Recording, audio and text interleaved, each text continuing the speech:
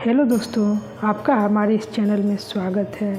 दोस्तों, आपको अगर कोई चीज़ का प्राप्ति करना है तो आप इस बात का गांठ बांध लीजिए कि आप उसको तब तक प्राप्त नहीं कर सकते हैं जब तक आप उसमें पूर्ण रूप से लगेंगे नहीं और धैर्य के साथ प्रयास नहीं करेंगे, तब तक कोई चीज़ का पाना बड़ा कठिन है। दोस्तों, यहाँ पे भगवान कृष्ण बहुत ही खास बात कहते हैं। इस सूत्र को आपको अपने जीवन में ज़रूर अपनाना चाहिए और इसको अपने जीवन में उतार के आपको इस रास्ते पे चलना ही चाहिए। अगर इस रास्ते पे चलेंगे तभी आप इस चीज़ को प्राप्त कर पाएंगे, वरना सोचने से और सुनने से कोई चीज़ का कुछ भी प्रभाव नहीं पड़ सकता है जब तक आप इसे अपने जीवन में नहीं उतारेंगे।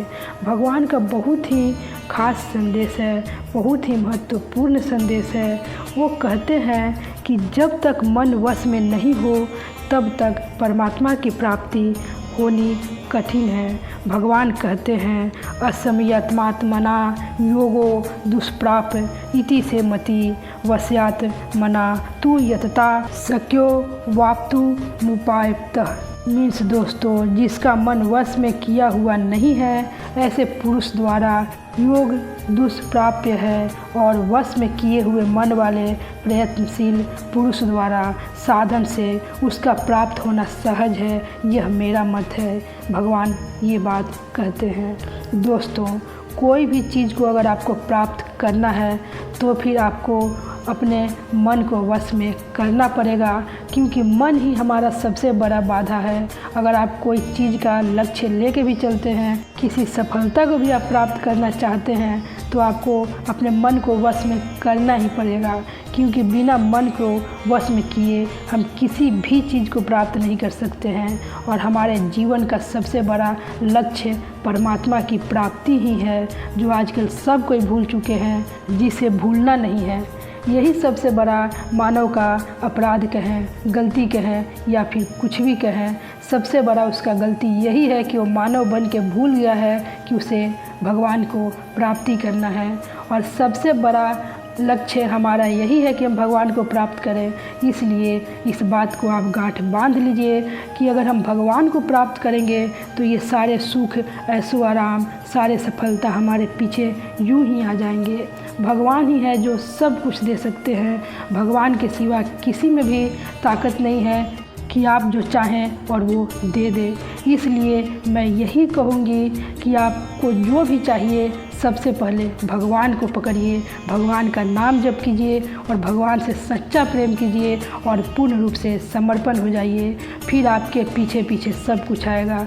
आप देख लीजिएगा, भगवान के भक्तों के पीछे सारे ऐशो आराम, रिद्धि सिद्धि ऐसे ही पीछे घूमते हैं। इसलिए भगवान का बनिए।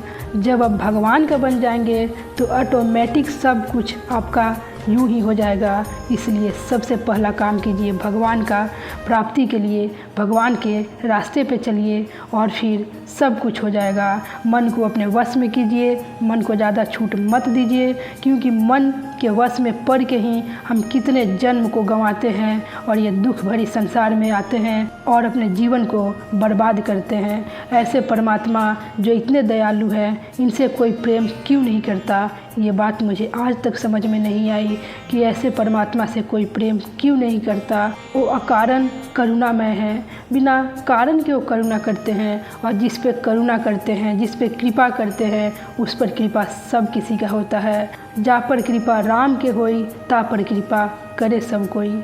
इसलिए सबसे पहले आप प्रभु को पाने की इसलिए सबसे पहला और सबसे महत्वपूर्ण लक्ष्य आपका यही है कि भगवान को प्राप्त करना है।